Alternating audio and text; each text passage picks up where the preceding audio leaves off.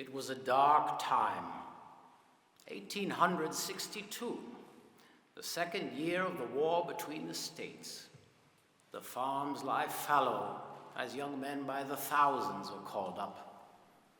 Hands worn hard traded in their plows and scythes for the rough and ill-formed tools of death. Thickening smoke from the fires at Antietam, Shiloh, and Yorktown threatened to swallow the sun. The savage spirit of the old America was tearing her apart.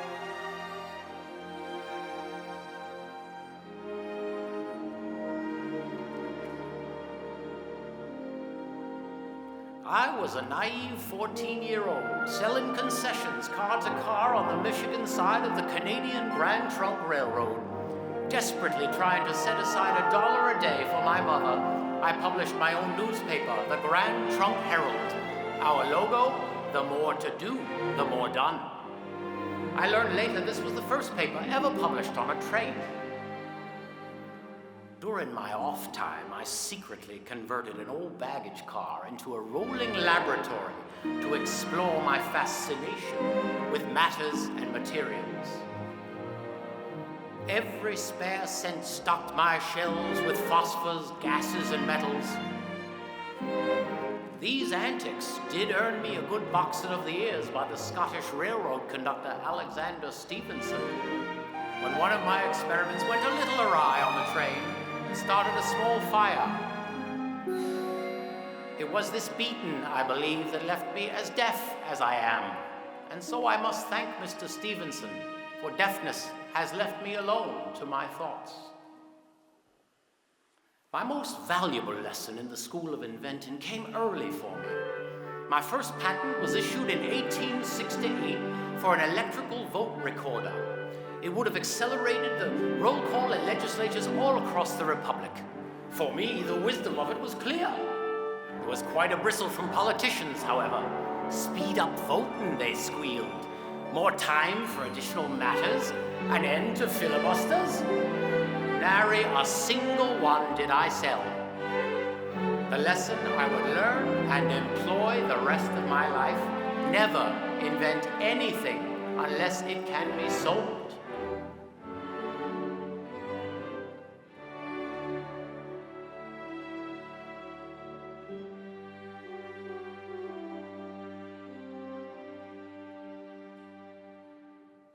In Menlo Park, New Jersey, I built a factory whose products were ideas. It was the first of its kind. I recruited the best group of inventors I could find. University degrees were not requisite, but my staff, the Insomnia Brigade, had to possess a vision of things that did not yet exist, a fine memory, and a firm belief in our slogan: there's a better way to do it. Find it. When Bill Hammer approached me for a job, he asked, "How much do you pay and how long do we work?" And I told him, "We don't pay anything and we work all the time." He accepted immediately. Our pace was not fast, it was frantic. The tally on my time card once equaled 111 hours worked in 5 days. I would only take sporadic catnaps on the workbench, 15 minutes here and there. So, when the factory opens its doors, I promise one minor invention every 10 days and one big trick every 6 months. The crashing and flashing, shouting and grousing went on 24 hours a day. On my board, there were as many as 40 projects at one time, from a lady's watch to a locomotive. It was my goal to harness the creative power and bring the inventors out of the barns and the cellars, give them the best tools, and do it better. Over the clickety-clack and whirring of motors and gyros, we rode in the machine age.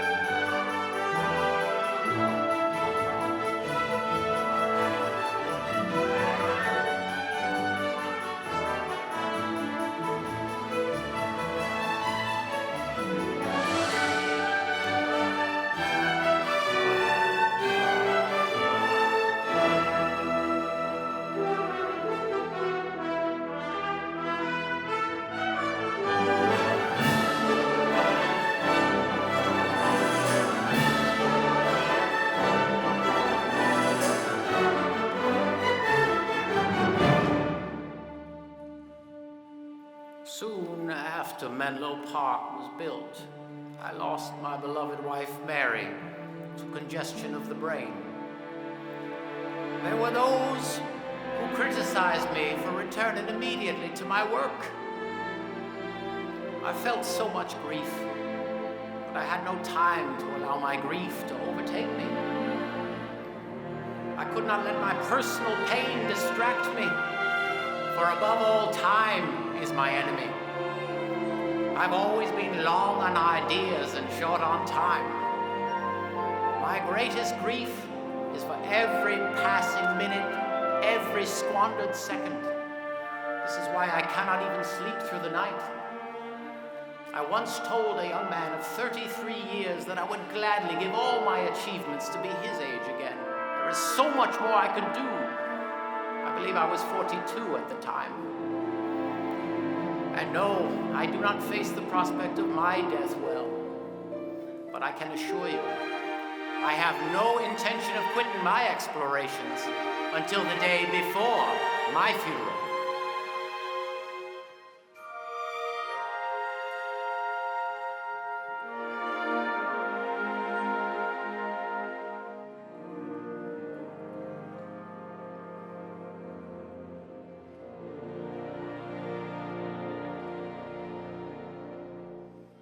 In 1896, a young and unknown Henry Ford, then an employee of mine at the Detroit Edison Illuminating Company, introduced himself to me and was eager to talk about his idea for a new internal combustion engine. I listened patiently and I said, "You are on the right track, keep at it." Henry, some years later, repaid the favor when he, the richest man in the world, decided in his sentimental way to resurrect the old Menlo Park in Dearborn as a sort of museum to American ingenuity. He scoured New Jersey looking for my old models and even the planks from the buildings, which were long since abandoned and somewhat demolished. My wife Mina, spying Henry poking around, said, "I do wish Mr. Ford would keep out of our backyard." So, a few years later, the Golden Jubilee of Light was celebrated on the 50th anniversary of the incandescent light bulb in the newly restored Dearborn. On October 21st, 1929, I threw the switch that relit my brightest creation. Henry asked me, "What do you think of the reproduction?" And I told him that it was 99.5% accurate. Henry asked me about the other 1/2, and I told him, "We never kept it that clean."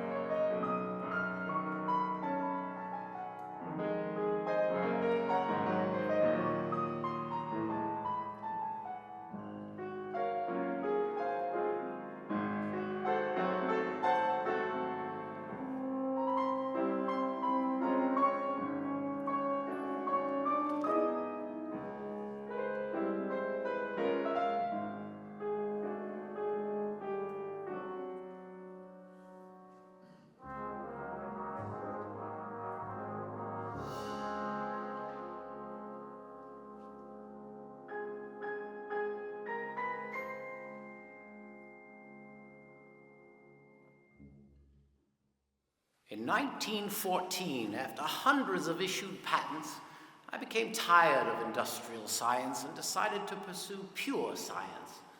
Nature presented itself as an obvious avenue in the person of the renowned biologist John Burroughs. With his guidance, Ford, Firestone, and I became frequent visitors to the countryside to explore our vast and wondrous nation. So close to the industrial east, the magnificent pine barrens, the Appalachian Mountains, and the banks of the Caloosahatchee River existed just beyond the factory walls. Nature held for me so much beauty, but more, so much science. We, in our small boats, navigated the flowing rivers and placid lakes to the deepest heart of America.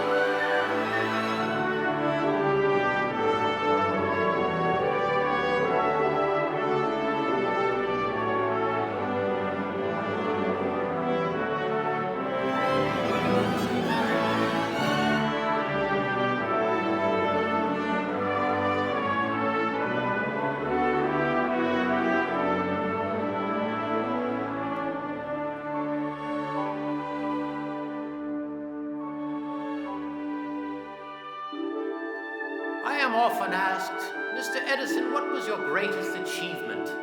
And what fantastical new inventions will the next 100 years bring? The incandescent light bulb was for me the single greatest challenge and the most satisfying reward. 50 years of hard work has proven, as I once said, that in the era of the electric light, only the extravagant will burn tallow candles. As for the future, I can only say I have never been much of a philosopher, and I am concerned more with the how than the why. But the future will be ever brighter, ever evolving. Yes, there are dangers in this mechanization, pitfalls along the way. But America and the world will prosper as the machines ease our burdens and lighten our loads.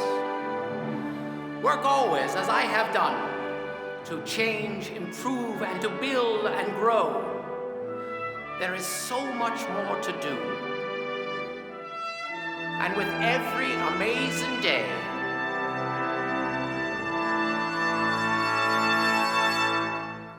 we know that this revolution of industry will change the world forever.